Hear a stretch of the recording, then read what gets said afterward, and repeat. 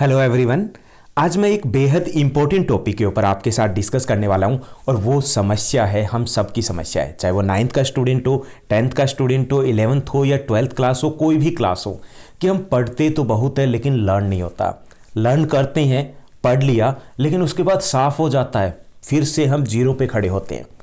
अब ये देखिए कि सारों की समस्या, सबके साथ ये समस्या आती है कि हम बहुत पढ़ते हैं। आपने क्लास में कई बार ऐसा फील भी किया होगा कि आप दुगनी मेहनत कर रहे हो, लेकिन जो बच्चा आपसे कम मेहनत कर रहा है वो अच्छी स्कोर ले जाता है। अब गड़बड़ कहाँ है वो हम डिस्कस करेंगे इस वीडियो में। साथ ही साथ ये जो समस्या, इसको जड़ से ख़त्म कर देंगे इस वीडियो के बाद। अब आप देखिए कि लर्न सबको होता है, लेकिन हम गड़बड़ी करते हैं उस लर्निंग में। 2002 के आसपास एक मूवी आई थी, थ्री इडियट्स। याद आया? जैसे ही मैंने नाम लिया सबके चेहरे पे स्माइल आ गई, सबको याद आ गया एक एक सीन। ऐसे ही मैंने एक शोले मूवी देखी थी, आज तक याद है। आपको बहुत सारे सॉन्ग हैं जिनके लिरिक्स याद है, साथ साथ गा लेते हो, लर्न होता है आपको। लेकिन फिर जब हम सिलेबस की बात करते हैं तो वो लर्न क्यों नहीं होता, वो हम डिस्कस करेंगे कि कैसे हम लर्न कर सकते हैं। तो अगर ये वीडियो आप पूरा देखोगे तो आपको इधर उधर सर्च करने की ज़रूरत नहीं पड़ेगी कि लर्न करने का बेस्ट तरीका कैसा है, कौन सा है, कैसे हम लर्न कर सकते हैं। तो हम सब कुछ डिस्कस करने वाले हैं। तो चलिए हम देखते हैं कि कैसे हम लर्न कर सकते हैं। तो पहला जो हमें ध्यान रखना होता है कि हमें क्रेम नहीं करना होता। क्या नहीं करना? रट्टा नहीं लगाना। हम रट्टा लगाते हैं, रट्टा लगा लिया और रट्टा है वो साफ हो जाता है। जैसे ही आपने एग्जाम दिया, आपने 9th का एग्जाम दिया, 10th में गए, 9th का सब कुछ साफ है। आप 11th में गए, 10th का सब कुछ साफ है, यानी आप जीरो पर खड़े हो। आपका नॉलेज है वो स्टोर नहीं हो रहा है। अगर आप रट्टा लगा रहे हो, रट्टा क्यों लगा रहे हो? क्योंकि आपने उस चीज़ को समझा नहीं है। अगर आपने समझा नहीं है तो उसका कोई बेनिफिट नहीं मिलने वाला है। एक चीज़, आपको मज़ा नहीं आएगा पढ़ाई करने में, पढ़ने में। दूसरा ये कि आगे की क्लासेस इजी नहीं होने वाली, क्योंकि आपने पीछे से साफ होते आ रहा है ना। तो इसलिए क्रेम करना छोड़ना पड़ेगा, आपको समझना शुरू करना पड़ेगा, क्योंकि क्रेम करते हैं तो उससे हमारा कोई बेनिफिट नहीं होने वाला। आप 20 में से 20 ले रहे हो क्रेम करके, उससे बेटर है आप 20 में से 13 मार्क्स ले लीजिए, बेटर है, क्योंकि ये आपके साथ आएगा। तो पहला जो हम गड़बड़ करते हैं कि हमें क्या करना है, क्रेम नहीं करना, उस चीज़ को समझना है। समझने के लिए क्या करें कि हम बुक के साथ ही शुरुआत करनी है। हमें किसके साथ? बुक के साथ शुरुआत करनी है, हमें बुक के साथ ही रहना है। हम क्या करते हैं, हम हेल्प बुक के साथ आते हैं। हम कोचिंग क्लासेस में जाते हैं, टीचर हमें कहते हैं कि 40 मिनट में पूरा चैप्टर लीजिए, हम बड़े खुश हो जाते हैं, समझ में आ गया। जब तक हम एक बार उस चैप्टर को थ्रोली नहीं पढ़ेंगे तब तक हमें समझ में नहीं आएगा। समझ में नहीं आएगा, हमें मज़ा नहीं आएगा। हम रट्टा लगाएंगे तो साफ हो जाएगा। तो पहला कि जब तक हम रट्टा लगाएंगे, सिर्फ क्वेश्चन के ऊपर जाएंगे, चैप्टर के ऊपर नहीं जाएंगे, तब तक हमें लर्न नहीं होने वाला। तो हमें क्या करना है, उस चीज़ को समझना है कि वो है क्या, कंसेप्ट क्या है। और ये देखिए कि कंसेप्ट जब आप समझोगे तो बहुत मज़ा आएगा। मैंने 11th क्लास में या 10th क्लास में जो चीज़ें समझी थी, आज तक मुझे याद है, क्योंकि वो चीज़ें समझी थी। अब मूवी का देखिए, आपने समझा है तो वो याद है। उस वक्त आपके ऊपर प्रेशर नहीं था कि एग्ज़ाम में आएगा, प्रेशर नहीं था कि कोई सुनने वाला है, बल्कि आप उस वक्त रिलैक्स होकर के बैठे थे। तो रिलैक्स होकर के ही आपको, चाहे आप जैसे इंग्लिश में करते हो तो इंग्लिश में क्या करना है, समरी रीड कर लीजिए, समरी की आपकी पूरी स्टोरी बन गई। उसके बाद जब आप क्वेश्चन आंसर करोगे बहुत ईजी हो जाएगा। सेम आप सोशल साइंस में करते हो, हिस्ट्री में चैप्टर रीड कर लीजिए, बड़ी अच्छी सी स्टोरी है। जैसे आप 10th क्लास के बच्चों की बात करूँ, 3rd चैप्टर है नेशनलिज्म इन इंडिया, क्या है, स्टोरी है। 1915 में गांधी जी आते हैं, 1916, 17 डेट वाइज आप चलते रहिए, 1933 तक चलिए, हो गया ना। तो समझेंगे कंसेप्ट तो वो हमें याद रहेंगे, समझोगे नहीं तो कभी याद नहीं रहने वाले।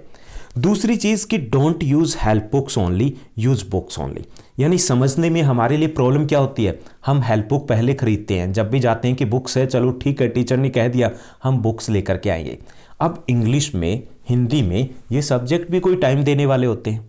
यहाँ पे तो आप बुक लेकर के आइए और उनको पढ़ डालिए, टीचर जब करवाए तब करवाए, आप पढ़ डालिए, हो गया आपका सिलेबस। ऐसे ही आप बाकी सब्जेक्ट में बुक के साथ चलिए। बुक के साथ चलोगे तो आपको पता चलेगा कि क्यों। जब हमें क्यों पता चलता तो इसका मतलब हम उन चीज़ों को समझ रहे हैं। जब तक क्यों नहीं पता चलता, हेल्प बुक में क्या होता है, एक ही क्वेश्चन कितनी बार होता है, 4 बार होता है, 4 बार अलग अलग तरीके से होता है। हम वो चीज़ें जान ही नहीं पाते कि ये क्या हो रहा है। अदरवाइज हमारा जो कॉमन सेंस है वो वर्क करता है। हम 20% अगर पढ़ते हैं तो हम 60% प्रिपेयर करते हैं, क्योंकि हमें पता चल गया कि क्यों जो वैल्यू बेस्ड क्वेश्चन की बात की जाती है, हॉट क्वेश्चंस की बात की जाती है, अब उसी में वो बच्चे बाजी मार जाते हैं, आपसे स्कोर बेटर ले जाते हैं। आप 80 पे रह जाते हैं, वो 95 पे मार जाते हैं। क्यों मार गए? इसका मतलब ये नहीं कि वो पढ़ के आए हैं, अलग से कोई बुक्स ले रखी थी, उन्होंने बुक्स में से तैयार किया था। बुक्स में से तैयार करते हैं, इसका मतलब है हम कॉन्फिडेंट रहते हैं, और इसका मतलब हमें ऐसा टेंशन ही नहीं रहती कि भाई सब तो पढ़ लिया, अब और कहाँ से आएगा। ऐसा नहीं है कि कोई मंगल ग्रह वाले या एलियन है वो आपका क्वेश्चन पेपर तैयार करेंगे, वो बुक में से ही होता है। तो एक चीज़ हमें क्या करनी है, हमें समझना है, और दूसरा ये कि हेल्प बुक को आप यूज़ कर सकते हो फॉर द रिवीजन पर्पज़। आप नवंबर दिसंबर में जाइए, तब रिवीजन के लिए उनको ले लीजिए, ये क्वेश्चंस है मुझे आ रहे हैं कि नहीं आ रहे, प्रैक्टिस कर सकते हो, सेल्फ असेसमेंट कर सकते हो। लेकिन आपको हेल्प बुक पर डिपेंड नहीं रहना है, यानी कि हेल्प बुक के बाद बुक पे नहीं जाना, बुक से हेल्प बुक पे आप जा सकते हो। तीसरी चीज़ जो आप जब पढ़ते हो तो ये होता है कि हमें पढ़ते पढ़ते हमारे ब्रेन को भी फूड की ज़रूरत होती है। ओके, जैसे हम लर्न कर रहे हैं, लर्निंग के लिए सीटिंग के लिए बैठे हैं तो हमें लर्न नहीं हो रहा, या हमें लर्न हुआ लेकिन उतना लर्न नहीं हुआ, हमारा आउटपुट नहीं आ रहा है, तो इसका कारण ये होता है कि हमारा ब्रेन भी टायर्ड फील करता है थोड़ी देर के बाद। तो इसके लिए ज़रूरी है कि आप अपने साथ फूड लेकर के बैठिए। आपने कभी भी फील किया होगा कि जैसे ही आप पढ़ने के लिए बैठते हो, सबसे पहले क्या होता है, भूख लगती है, फ्रीज याद आता है, हम उसी तरफ दौड़ते हैं। तो अपने साथ जब भी आप स्टडी कर रहे हो, आप 9, 10, 11, 12 किसी भी चीज़ की स्टडी कर रहे हो, आपके पास कुछ जैसे कैंडीज़ रख सकते हो। कभी कभी मन करता है, ब्रेन जो स्ट्रेस फ्री हम फील करते हैं, आप जैसे चने रख सकते हो, या कुछ ऐसा ही पास में ज़रूर रखिए। पास में रखोगे तो आपके ब्रेन को फूड मिलेगा और उसकी फंक्शनिंग है वो और बेटर होगी। ओके, तो एक चीज़ ये भी है कि हमारी लर्निंग क्यों नहीं हो पाती, कि हम जैसे ही बैठते हैं, एक क्वेश्चन करते हैं, उसके बाद हमारा ब्रेन है वो टायर्ड फील करता है, हंग्री फील करता है, और हम फिर उसके बाद उठ कर के भागते हैं, तो उसके बाद दोबारा वहाँ पर नहीं आ पाते। तो वहाँ पर हमारी सेटिंग में भी प्रॉब्लम हो जाती है। तो एक ये भी अरेंजमेंट हमें रखना है कि जैसे काफ़ी सारे बच्चे हैं वो च्युइंगम का यूज़ करते हैं, आप च्युइंगम का यूज़ कीजिए, स्ट्रेस फ्री अगर आप फील करते हो, आपका कंसंट्रेशन बेटर होता है तो वो यूज़ कीजिए। कैंडीज़ का आप यूज़ कीजिए, चने खाइए, कुछ भी खाइए, अटर बटर जो भी चटर पटर खा रहे हो वो खा लीजिए, लेकिन साथ में रखिए। साथ में रखोगे, शुरुआत में हो सकता है आप ज़्यादा खाओ, लेकिन उसके बाद आप कम खाना शुरू कर दोगे। ओके, इसके साथ साथ एक जो बेस्ट तरीका है वो ये है कि प्रिपेयर शॉर्ट नोट्स। इसका एक वीडियो हमने पहले भी पोस्ट किया था कि शॉर्ट नोट्स कैसे बनाए। शॉर्ट नोट्स का मतलब है कि हमारे 2 पेज का एक नोट बनेगा हर चैप्टर का, अगर लेंथी चैप्टर है तो भी उसका 2 पेज का ही नोट बनेगा। तो नोट्स बनाने, हमें नोट्स है मार्केट से नहीं लेनी है, नोट्स है वो कहीं से भी जो सो कॉल्ड टॉपर्स के नोट्स है कि टॉपर के नोट है भैया यहाँ पे अवेलेबल है ले आएँ, वो नहीं लेके आने, खुद बनाने हैं। खुद जिसने नोट्स बना लिए, अभी किसी भी IAS IPS का इंटरव्यू पढ़ा है, पढ़िए, देखिए, कहीं पे मिलेगा तो एक चीज़ वो कॉमन मिलेगी उनमें कि वो नोट्स बनाते थे। या कोई भी टॉपर है जिससे आप बात करोगे तो एक चीज़ कॉमन मिलेगी, वो नोट्स बनाते थे। मैं खुद का बताता हूँ कि I was not so good students, 10th class तक इतना अच्छा स्टूडेंट नहीं था, मतलब अंधों में काने राजे वाली बात थी। लेकिन उसके बाद जैसे ही मैंने 11th क्लास से नोट्स बनाने शुरू किए, मुझे लगा कि आई कैन डू दैट, मैं कर सकता हूँ, और मैंने किया बहुत अच्छे तरीके से। तो नोट्स, शॉर्ट नोट्स बनाइए आप। शॉर्ट नोट्स का मतलब है कि आप उसमें हेडिंग्स लोगे, सब हेडिंग्स लोगे, कंप्लीट जो सेंटेंसेज है वो यूज़ नहीं करने, अपनी लैंग्वेज यूज़ कीजिए। आप जो भी भोजपुरी बोल रहे हो, आप हरियाणवी बोल रहे हो, पंजाबी बोल रहे हो, वही वर्ड है वो यूज़ कीजिए उसमें, क्योंकि ये आपके नोट्स हैं, आपके समझने के लिए।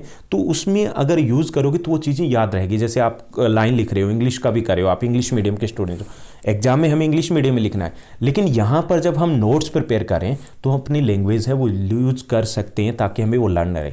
तो ये नोट्स है, ये एक तरीके से यहाँ पर सबसे बड़ा जो फैक्ट है कि हमें अगर लंबे टाइम तक लर्न करना है, और वो नोट्स ऐसा नींव तैयार करेंगे कि आप कहीं नहीं रुकने वाले। इसके साथ साथ आप डायग्राम यूज़ कीजिए, साइंस में है, सोशल साइंस में है, कोई भी सब्जेक्ट है वहाँ पर डायग्राम आप यूज़ कर सकते हो। डायग्राम बनाइए, क्योंकि आप जैसे 3 इडियट्स पे वापस आते हैं, वो याद क्यों है, उसका एक कारण है कंसंट्रेशन था, एक कारण है आपका इंटरेस्ट था, एक कारण ये भी आपने देखा था। जो चीज़ हम देखते हैं वो लंबे समय तक याद रहती है। तो डायग्राम्स बनाइए, डायग्राम से रिवीजन में ईजी हो जाएगा, वो बनाइए। आप फ्लो चार्ट बना सकते हो। ओके, तो ये सब कुछ हमें करना है, लेकिन हम करते क्या है, ये नहीं करते। Short notes, sir time wastage होगा, सर डायग्राम ऐसे बना लेंगे ना, उस वक्त बना लेंगे, अब पहले बनाने की क्या ज़रूरत है। हम क्या करते हैं, हम हाइलाइटर को यूज़ करते हैं और यहीं पे गड़बड़ हो जाती है। हमें हाइलाइटर को या हम पेंसिल को यूज़ करते हैं, वो यूज़ नहीं करना। क्या करते हैं, हम सारी लाइनें हाईलाइट करते जाते हैं, इतनी सारी हाईलाइट कर देते हैं कि जब रिवीजन का टाइम आता है तो पूरी बुक की दोबारा देखते हैं, हमें लर्न नहीं हो पाता। हम हाईलाइट किया, हमने उसी बुक के ऊपर डाल दिया कि बहन या भैया याद रख इसको और हम दोबारा देखेंगे तब बता देना कि ये इंपॉर्टेंट है। तो हमें हाइलाइटर को यूज़ नहीं करना, हमें अपना पेन चलाना, अपना हाथ चलाना, अपना दिमाग चलाना है। हमें नोट्स, शॉर्ट नोट्स प्रिपेयर करने, हमें डायग्राम प्रिपेयर करने, फ्लो चार्ट प्रिपेयर कर लीजिए, एक चैप्टर का एक पेज बनेगा, साथ ही साथ कर सकते हो। ये नहीं कि आप कि सर अगली क्लास में करेंगे, जब जुलाई की बात आएगी, अप्रैल से देखेंगे, अब तो दिसंबर आ गया। अभी भी आपके पास 4 महीने हैं। आप नवंबर से स्टार्ट कीजिए, दिसंबर से स्टार्ट कीजिए, जब भी कीजिए आप नोट्स प्रिपेयर कीजिए। नोट्स नहीं करें तो डायग्राम और फ्लो चार्ट जरूर प्रिपेयर कीजिए। हाइलाइटर हमें यूज़ नहीं करना है। जैसे देखिए कि जब हम फ्लो चार्ट से या फिर शॉर्ट नोट्स प्रिपेयर करते हैं तो कैसे लर्न होता है। जैसे एक चैप्टर आपका 10th क्लास का चैप्टर है फेडरलिज्म। अब फेडरलिज्म है, पूरे चैप्टर है, कैसे कुछ ही वर्ड्स में मैंने यहाँ पे लिखने की कोशिश की, ये थोड़ा सा डिटेल कर सकते हो। फेडरलिज्म हमने लिख लिया, फेडरलिज्म क्या है, जैसे ही हम रिवाइज करेंगे माइंड में आ गया। अच्छा, फेडरलिज्म जहाँ पर 2 टाइप्स ऑफ गवर्नमेंट होती है, 2 और more than 2 types of governments होती है, फेडरलिज्म है। उसके बाद हमने टाइप्स ऑफ फेडरलिज्म की बात की, कमिंग टुगेदर और होल्डिंग टुगेदर, याद आ गया ना, हमें लिखने की जरूरत नहीं है। देन फीचर्स की बात की कि फेडरलिज्म के फीचर्स कैसे हैं, जो इंडिया में है तो ऑटोमेटिक हो गया कि we can say that India is also a federal country. उसके बाद पावर शेयरिंग, हम कॉन्स्टिट्यूशन में कैसे है, union list, state list, concurrent list, उन लिस्ट की बात करेंगे, और डिसेंट्रलाइजेशन लोकल गवर्नमेंट की। पूरा चैप्टर हो गया, ये 4 वर्डिंग जो लिखी है। अब ऐसे जब हम लिखते हैं तो रिवाइज करते हैं, कॉन्फिडेंस आता है रिवीजन के टाइम में और हमें इजीली लर्न हो जाता है। ये मैंने पूरा चैप्टर लिखा, थोड़ा सा हम इसको डिटेल में लेंगे। ऐसे चलिए हम एक टॉपिक ले लेते हैं, जैसे आपका क्लास 12th का लोस्ट स्प्रिंग एक चैप्टर है, लोस्ट स्प्रिंग। तो इसमें साहिब आलम है, उसका करैक्टर लिखना है या उससे रिलेटेड करना है। तो ये एक स्टोरी है, पूरी स्टोरी सीमापुरी, हमें याद आ गया कि Seemapuri was is an area in the outskirt of the Delhi के आउटस्कर्ट में ये एरिया है। And most of the people living here are from the Bangladesh, ये बांग्लादेशी हैं, they came from the Bangladesh after that cyclone के बाद यहाँ पर आ गए थे, because at that time their land was submerged under the water due to that cyclone के कारण उनकी ज़मीनें डूब गई थी। ठीक है, ये अपने आप याद आ जाएगा। उसके बाद हमने साहिब आलम, जो राइटर है वो किन से मिलती है, साहिब आलम से। Sahib Alam means the lord of the universe, पूरे वर्ल्ड का जो स्वामी है, मतलब मीनिंग हमें ऑटोमेटिक याद आ जाएगा। फिर he was a rag picker and he wanted to go to school but didn't have the option नहीं था, स्कूलिंग नहीं हो पाती उसकी। Get job, in the end उसे जॉब मिलती है but he was not feeling happy, वो हैप्पी फील नहीं करता because he lost his freedom, अपनी आज़ादी खोती थी। हो गया भाई, पूरी कहानी हो गई। साहिब आलम का करैक्टर हो गया, साहिब आलम का मीनिंग क्या ये हो गया। उसके बाद ये है कि क्या वो जॉब से हैप्पी था, नहीं था, वो हो गया। सीमापुरी क्या है, कौन रहते हैं, हो गया। तो ये हमारा फ्लो चार्ट होता है। ऐसे हम शॉर्ट नोट्स प्रिपेयर कर सकते हैं। तो ऐसे आप प्रिपेयर कीजिए, यानी हमें ऐसे नोट्स प्रिपेयर करेंगे तो हमें वो याद भी रहेगा और हमारा काम साथ साथ होता रहेगा। उसके बाद पोमोडोरो टेक्निक है एक, उसको हमें यूज़ करना है। अब ये पोमोडोरो टेक्निक क्या है कि हमें 1 आवर में 10 मिनट्स का ब्रेक लेना है। 1 आवर में 10 मिनट्स का ब्रेक लेना है, क्योंकि हमारा जो माइंड है, ब्रेन है, वो काम करते करते थक जाता है, स्पीड स्लो होती जाती है, हमारा इंटरेस्ट कम होता जाता है। तो पोमोडोरो टेक्निक है, जैसे स्वीडन है, फिनलैंड है या वेस्टर्न यूरोपियन कंट्रीज़ है, वहाँ पे जो कंपनीज़ है वहाँ पर भी ऐसे ही यूटिलाइज़ किया जाता है कि 10 मिनट का ब्रेक लीजिए और उससे जो आउटकम्स है वो बेटर रहते हैं। सेम हमारे साथ है। तो हमें 10 मिनट्स हमने ब्रेक लेना है 1 घंटे के बाद। 50 मिनट स्टडी, 10 मिनट्स का ब्रेक, उस दौरान आप खाइए पिए कुछ भी कीजिए, तो वो ब्रेक ज़रूरी है। ओके, तो इससे हमारी लर्निंग पावर, एक तो लंबे टाइम तक सीटिंग दे पाएंगे हम 3 घंटे 4 घंटे, क्योंकि हमें इतने घंटे तो जैसे नाइट की स्टडी करें या अर्ली मॉर्निंग की स्टडी करें तो 3-4 घंटे तो हमें बैठना है। तो उसमें हमें पोमोडोरो टेक्निक है, उसको यूज़ करना पड़ेगा। ओके, इसके साथ क्या करना है, हमें रिमेन प्रॉपरली हाइड्रेटेड, हमें हाइड्रेटेड रहना है। जैसे हम टी, कॉफ़ी, मिल्क, वाटर कुछ भी लेते रहिए, क्योंकि ये ब्रेन की रिक्वायरमेंट होती है और ब्रेन है वो फंक्शनिंग करता रहे, यानी कि खाने की ज़रूरत है, वो ब्रेन फूड अलग है जो हमारे स्ट्रेस को कम करेगा। और ये जो डिहाइड्रेशन के लिए, जो हाइड्रेशन के लिए हमारे लिए टी, कॉफ़ी, मिल्क या वाटर है, ये भी ज़रूरी है, साथ लेके रहिए। जैसे आप नाइट स्टडी कर रहे हो, काफ़ी सारे बच्चे जो नाइट स्टडी करते हैं, कुछ बच्चे जो अर्ली मॉर्निंग स्टडी करते हैं, तो उसके लिए ज़रूरी हो जाता है कि हम एक्टिवली वर्क करते हैं। जिन बच्चों को जो टी कॉफ़ी लेते हैं तो उनको अच्छे से पता है कि जब हम टी कॉफ़ी लेते हैं एक बार टायर्ड फील करें, जैसे टी कॉफ़ी ली दोबारा से एनर्जेटिक, हम फॉर्म में वापस आ जाते हैं, अच्छे से हमारा माइंड काम करने लगता है।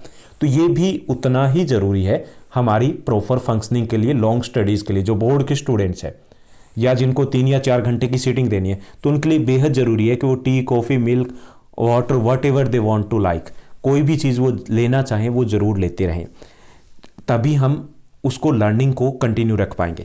इसके साथ साथ लैक ऑफ कंसंट्रेशन की प्रॉब्लम रहती है, जैसे दिल्ली जैसे या फिर बड़े शहरों में प्रॉब्लम होती है कि शोर हो रहा है आसपास, काफ़ी आसपास है, शोर हो रहा है, कुछ आवाज़ें आ रही है और हमारा फोकस नहीं हो पा रहा, स्टडी पे कंसंट्रेट नहीं कर पा रहे हैं।